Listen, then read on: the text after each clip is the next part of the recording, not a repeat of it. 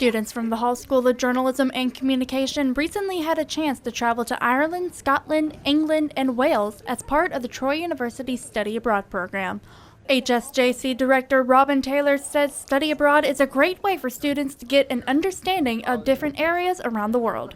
It has a global impact on our students. It makes them aware, but it also sets them apart from other students. They're able to go out into the world, understand that even though we have different cultures and different languages, people are essentially the same. So they understand how to operate in a globally competitive way. Students who went on the trip were able to see and learn about cultures from the areas they visited, but also from other parts of the world as well.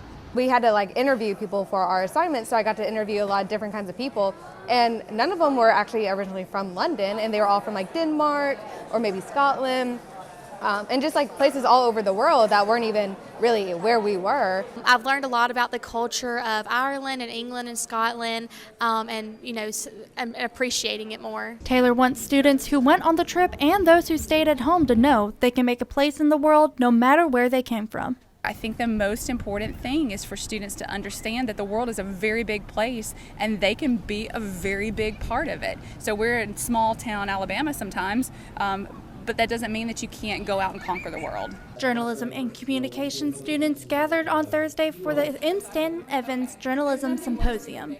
The speakers this year were White House photographers Ralph Alswang and Paul Morse. Alswang told about his time as President Bill Clinton's photographer.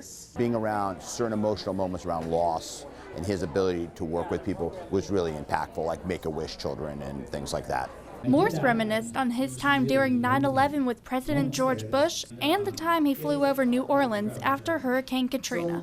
It really had an effect on all of us, especially me, because I knew New Orleans, I loved it, and to see it devastated like that was almost incomprehensible. Both men discussed how they each tried to capture both the serious and personal sides of the presidents. They also discussed the relationships between them and the presidents they served. Alswang reminisced on a barbecue place in Arkansas he and President Clinton enjoyed. And he had actually handed me the money. I went down, got my barbecue, brought him back his dinner. I just love those kind of moments when you realize he's a president, but he's like, oh, everybody likes good barbecue. Morse talked about how he and President Bush would ride their bikes around the south lawn of the White House. He loved it so much, he would go ride around through the Rose Garden, through the colonnade and everything, and he would ask me to go with him because he knew I was a cyclist. Alswang and Morse both want to encourage students to use the resources they have to find out where they want to go in life. What you're learning here now has multiple uses, and what's important is to figure out what those uses are for you and what excites you and how you want to use the ability to communicate. Don't be afraid to work really, really hard. Don't be discouraged. Part of learning is failing, but stay true to your heart and things will happen. Belle Johnson, Troy TrojanVision News. Those in the Troy community got their blood pumping at the Pike County Heart Board's annual Heart Walk. It's an annual event that we have. It is to raise awareness to heart disease and stroke. The event provides a way for participants to learn more about maintaining a healthy heart. A lot of people don't understand how many strokes kill somebody a year. The heart disease is the #1 killer in America. Things like that. So it's that, and to be heart healthy, get in and walk, get active. 83-year-old Jesse Dix participated in the Heart Walk and says he comes to the City Recreational Center's walking track almost every day. Well, I got arthritis in both knees, and my doctor says you got to walk, and he wants me to walk 7 days a week. While the main event of the Heart Walk was, of course, the upstairs walking track, there are a few other ways participants could be active. A dance floor was set up on the lower level of the City Rec Center, and vendors also had activities to encourage different ways of promoting heart health. Any type of physical activity for at least 30 minutes a day, it increases your heart pumping. So we try to raise awareness for that. To learn more about the Pike County Heart Board, you can find them on Facebook. Belle Johnson, Troy TrojanVision News. The list comes from the National Threat Assessment Center, where they say potential offenders could exhibit 5 or more alarming behaviors. Members of the Jim Whaley team spent most of the morning and early afternoon checking engines, oil levels, and tire pressure. Along with getting to know students, TUPD wants to make sure students are being safe at upcoming athletic events. The Pike County Heart Association wants people to keep healthy lifestyles. They say walking as little as only 30 minutes a day can help a lot when it comes to maintaining a healthy heart. Now, our top story tonight. Right now, members of Troy University's Hall School of Journalism and Communication are studying abroad in the United Kingdom. For the first time in TrojanVision history, reporter Belle Johnson joins us live to tell us about the trip so far. Hi, Belle. How are you? I'm doing great, Mackenzie. How are y'all doing over there? Y'all doing all right? Yeah, we're actually doing great, but it looks a little different on your side because we can still see sunlight, but it looks like it's nighttime where you are. So where are you?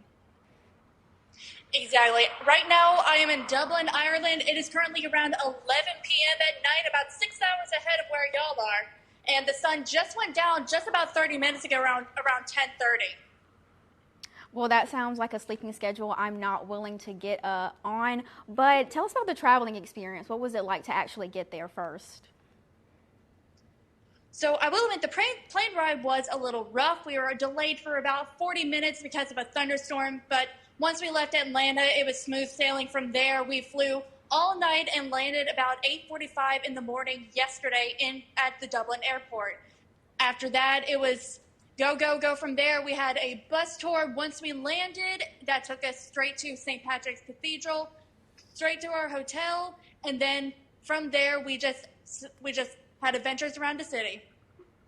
So speaking of your adventures around the city, what were your first impressions? Can you give us a little bit of insight? How do you feel about it? At first I was a little surprised because when I first thought of Ireland, I thought countryside, sheep, farms, all that. Dublin is a lot different than what I thought. Yes, flying in, looking down from the plane, I did see that countryside, but Dublin is more of a city. It has architecture mixed from medieval times all the way to modern minimalism. It was very interesting to see at first. That sounds amazing. Now, it is still a study abroad trip, so can you tell me about how the academic parts of the trip are meshing with your actual trip? Yes, so for those who wanted to, they had a choice to take a couple classes that go along with the trip, including a travel journalism class, which I am personally taking right now. We are keeping up with a blog and a social media, along with just taking pictures and posting them about the trip and just fun facts about the trip. So keep an eye out for that. Well, that sounds amazing, Belle. I can't wait to see what you guys are up to for the rest of the week. So thank you so much for joining us from Ireland. Absolutely, Mackenzie, and I'll be back later during the trip to tell you more about it.